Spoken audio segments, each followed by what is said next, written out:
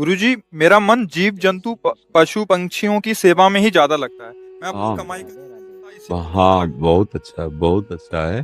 अहंकार रहित होकर सेवा की जाए तो भगवान की ही प्राप्ति हो जाती है, क्योंकि हर पक्षी पशु के रूप में भगवान है। नामदेव जी महाराज कुत्ते में भगवान को देखो प्रकट किया ना।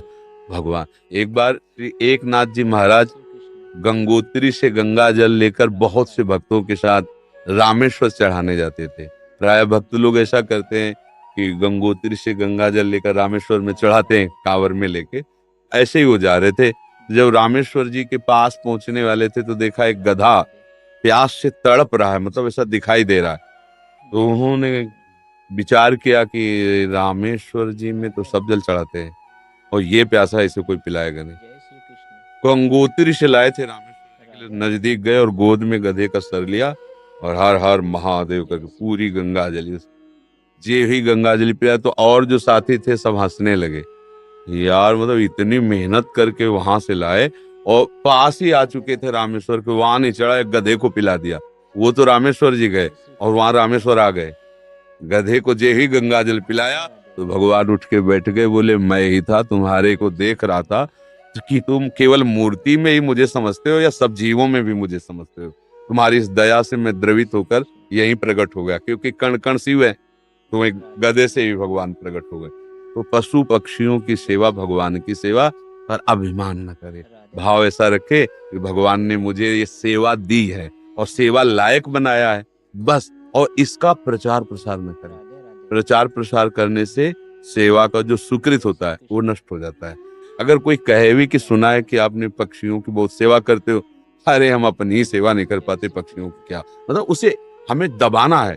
हमसे पाप बन जाए तो कह देना है, पुण्य बन जाए तो छुपा लेना है। पर अपने लोग उल्टा करते हैं, पुण्य बनेगा तो पोस्टर छपवा देंगे और पाप बनेगा तो कसम खा लेंगे कि किया ही नहीं है। यही हमारी दुर्गति का कारण बनता है। अगर हमसे कोई गलती हो गई, अगर सभा में खड़ा होकर के स्वीकार कर ले तो दंड मिले ना मिले उसका पाप नष्ट हो गया।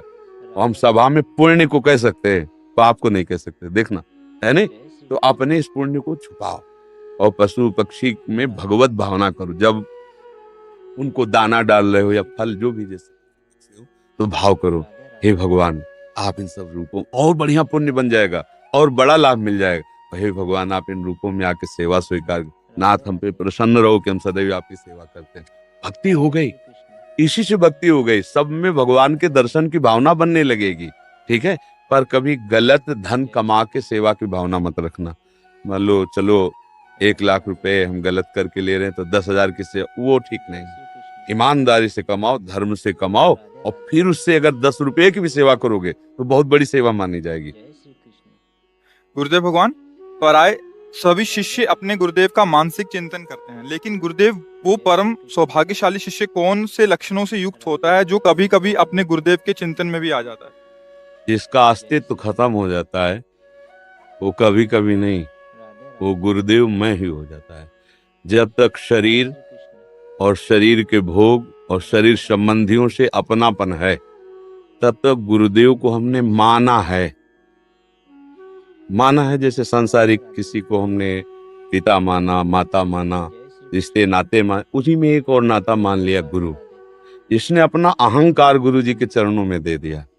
अब जैसे आपकी आज्ञा वैसा ही हमारा जीवन है। आपका कृपा कटाक्षी हमारा मोक्ष मूलम गुरु कृपा।